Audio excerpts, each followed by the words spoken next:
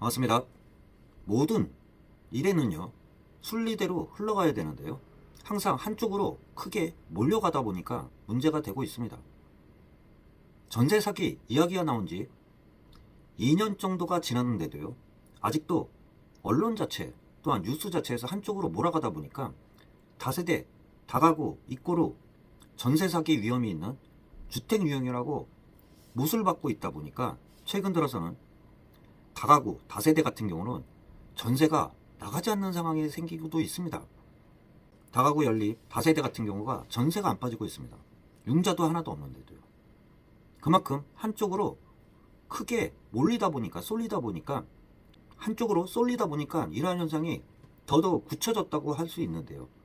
국토교통부 자료들을 봐도요, 임차 보증금 중에 전세 사기 피해자 유형이 가장 큰 게요, 3억 원 이하가 97.37%가 달합니다. 그만큼이요, 전세 보증금 중에 3억 원 이하로 전세를 계약하는 사람들이 많다는 증거이면서 또한 그 중에 전세 사기 피해자가 다수 발생할 수밖에 없습니다. 또한 지역들을 보면 어디가 전세 사기 피해자가 가장 많을까요?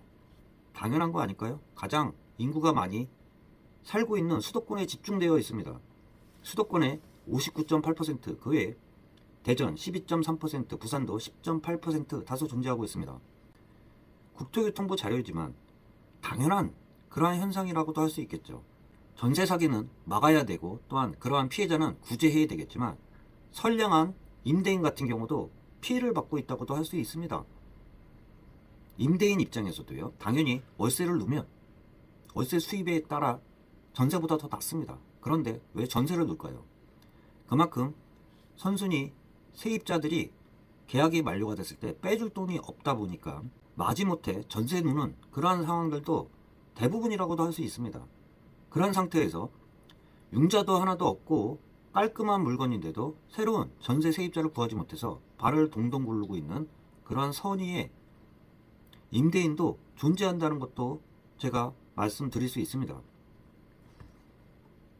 전세 사기 피해자가 수도권에 집중된 가운데 서울 같은 경우는 26.7%, 경기 21%, 대전 12.3%, 인천 12.1%, 부산 10.8% 순이라고 할 수 있습니다. 또한 다세대, 연립, 다가구 같은 경우가 전세 사기 피해 유형으로 여론들이 몰아가다 보니까 연립, 다세대, 다가구 같은 경우는 전세 사기 위험이 있는 것이라고, 위험이 큰 그러한 주택이라고 못을 박았습니다. 그렇지만요, 제가 그런 얘기도 많이 드렸죠. 아파트도 멀쩡하지 않습니다. 그만큼 권리 분석을 못한다고 하면은 어떤 유형이든 전세 사기 피해를 당할 수밖에 없는데요.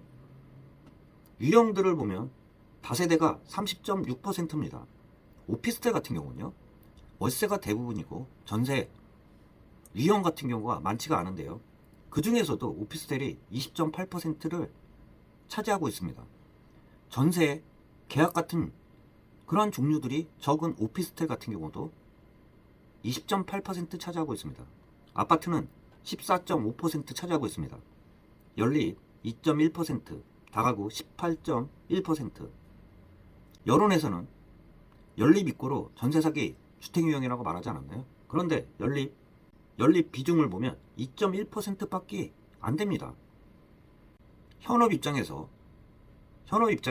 다세대 같은 경우 또한 연립, 다가구 같은 경우가 시세가 정보 제공이 좀 부족하다고 할 수 있죠.